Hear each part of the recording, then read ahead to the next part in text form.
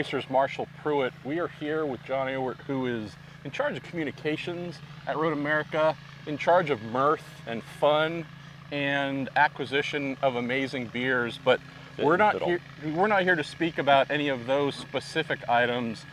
We're here to speak about this beautiful trail behind us, John, of brand new tarmac, 4-mile road course, just paved here, coming into this Sancio Grand Prix of Wisconsin and whatever else we should call it, NTT IndyCar Series race. Want to learn from you about this project, a big one.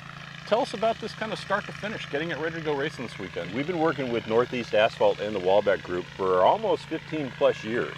They were involved in the actual first repave of the track in 1995. Wow. So that was the first full repave. This is the second full repave.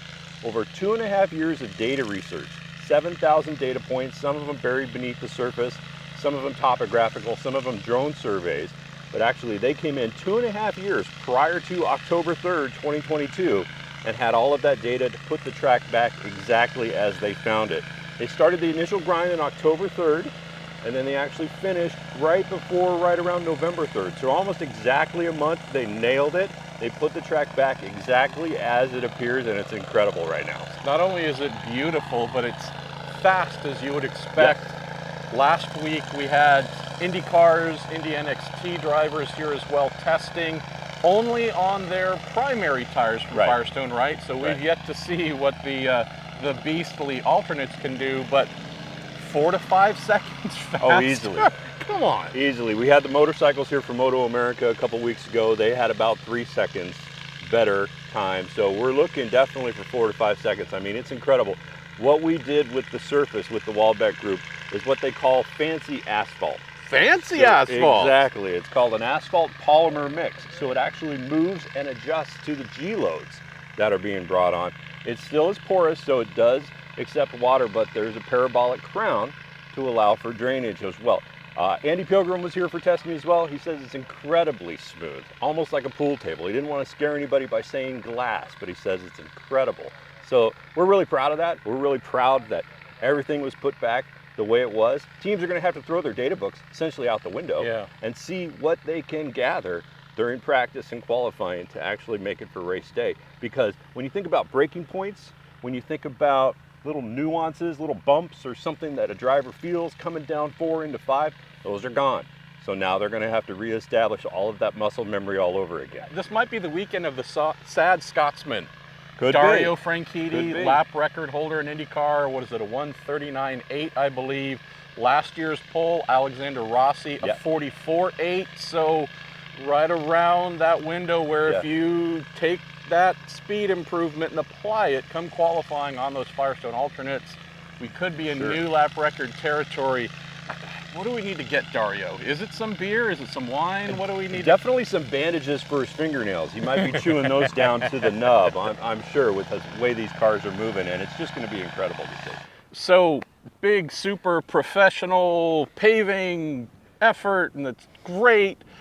Always some crazy stories that come along with this though, John. So if we're tearing up a track surface, that material has to go somewhere. Yes. Tell me about finding out that this is actually highly sought after material. Absolutely. I mean, much the same as a brick from Indianapolis Motor Speedway, Road America is a revered race course. So once we took off that first grind, we actually had it off to the side of the facility, and we've repurposed it in some areas for trails and various things of the like. How much weight did you say it might have been? 80,000 tons. So it took about 450 dump trucks to bring it all off, and completely new pavement was put down, so that's another 460, 480 dump truck loads to put the new surface down.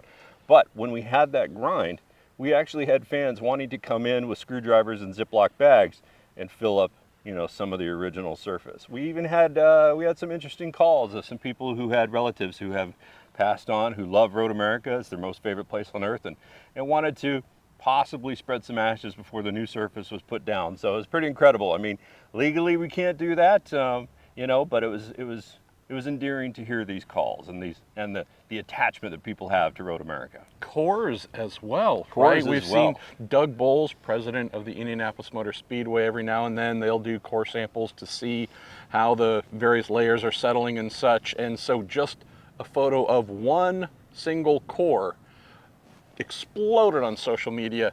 Oh, you had more than one core. Yes, we sold over 750 cores, and there's a select few that got some out of turn 5, start finish, a couple other turns, and every core has GPS coordinates for where it was harvested. So if you're one of those select few that was able to purchase a core of the old surface, hold on to that because it will be a treasured possession for a long time.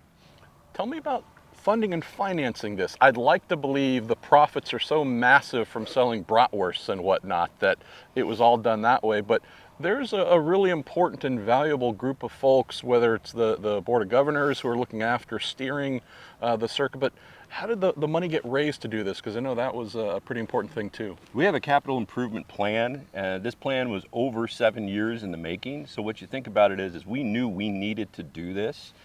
We knew the research needed to be done first, and it's careful how it was decided. We're always reinvesting funds back into the facility for improvement. So this was known upwards of 5 years ago that needed to be done, and we were going to do it. Luckily, we had some very, very successful years post-COVID, and we knew that 2022 was the time to do it because we had to go dark for an entire month to get it done, and we nailed it right on time. So we're proud of that. We had the funds to do it, and we're always looking to do more and more improvements in the future. So the racing surface itself, brand new, smooth as can be, making crazy amounts of grip. There's also some historic elements that have been left. Sure. And why don't we go take a look at some of that, what we're affectionately calling the Scott McLaughlin SpaceX launching pad, because our man from down under tried to go to the moon in testing. Yeah, important thing to keep in mind is they put the track surface back exactly as it was. Where they're meant to do the racing. They were meant to do the racing, but if you drop a wheel off, you know, some of the curbing has been replaced, some of it hasn't. But if you do drop a wheel off, you are going to have that angle to be a little bit lower than the actual racing surface. And also, if you've seen Ryan Hunter-Reay try to drive over the rumble strips in a tugger, it's not a pleasant experience. So for all the drivers, we just encourage them to keep it on track because runoff areas, rumble strips, and some curbing right here, remains as it was. This is period correct, untouched. Period correct. I wouldn't say unblemished. It's all blemishes, but that's what a racing circuit should be, John, right? 100%. I don't want perfection. Yep. I want some areas where if you get it wrong, you feel it. Exactly. And that's the reason for track limits, and that's the reason why Road America is so incredible for speeds and the nuances when it comes to passing and trying to overtake. You make a mistake, you're gone. Lots of speed this weekend, the best food, the best environment. This is truly, it's Indy 500 is always a bit of a separate unicorn. We understand 100%. that, but in terms of what's my favorite event on the calendar, and I think just about everybody else here at Road America, we're going to make a heck of a lot of speed this weekend. It's going to be a blast.